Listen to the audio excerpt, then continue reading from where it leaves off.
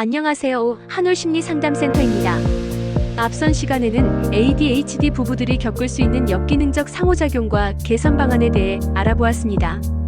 이제 본격적으로 부부들의 ADHD를 치료하기 위한 ADHD 초점 커플 치료에 대해 알아볼 텐데요. 이번 시간에는 이 치료 방법의 원리 먼저 알아보도록 하겠습니다.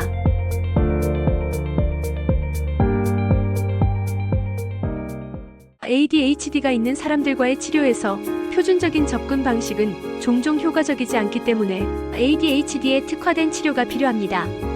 한 내담자는 그들이 ADHD에 대해 알기 전에도 치료를 받았지만 치료의 효과가 지속되지 않고 각종 자조서적이 오히려 무익하게 느껴졌다고 말했습니다.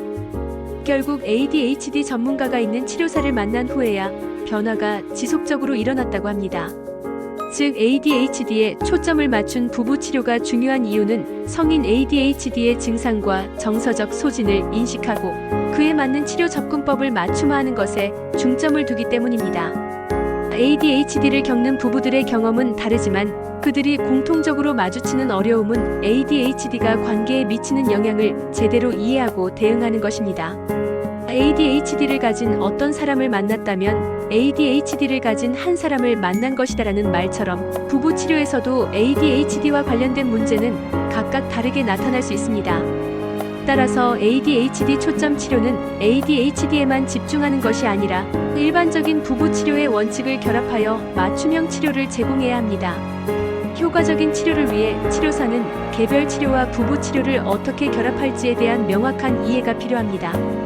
또한 부부 치료 중에서 각 파트너의 ADHD 증상을 다루는 것뿐만 아니라 일반적인 부부 문제를 해결하는 접근법이 병행되어야 합니다.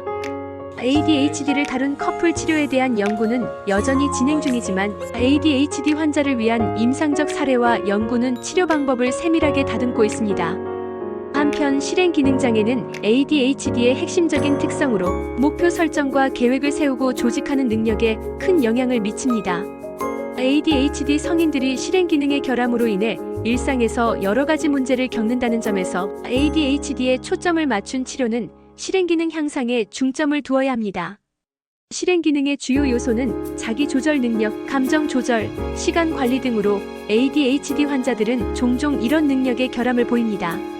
이로 인해 부부간의 갈등이 반복되거나 관계의 안정성이 떨어지게 됩니다. 실행기능 장애가 ADHD 환자에게 미치는 영향을 설명하는 사례로 한 부부의 집안일 관련 갈등을 예로 들 수 있습니다. 한 남편은 집안일을 미루고 약속을 지키지 못하는 경향이 있으며 아내는 이런 상황에서 스트레스를 받습니다.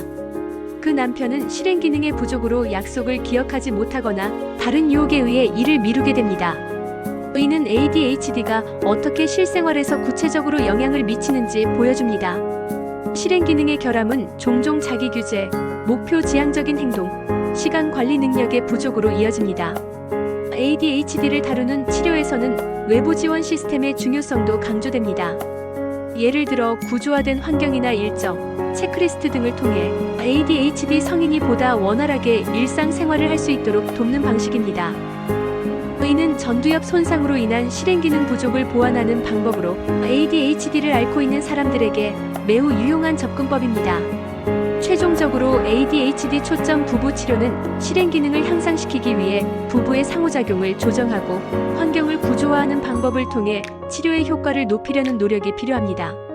치료사는 부부가 ADHD로 인한 문제를 해결할 수 있도록 지원하고 지속 가능한 변화를 일으킬 수 있는 전략을 제시해야 합니다. 다음 시간에는 ADHD에 초점을 맞춘 커플 치료의 기초에 대해 알아보도록 하겠습니다. 지금까지 영상을 시청해주셔서 감사합니다.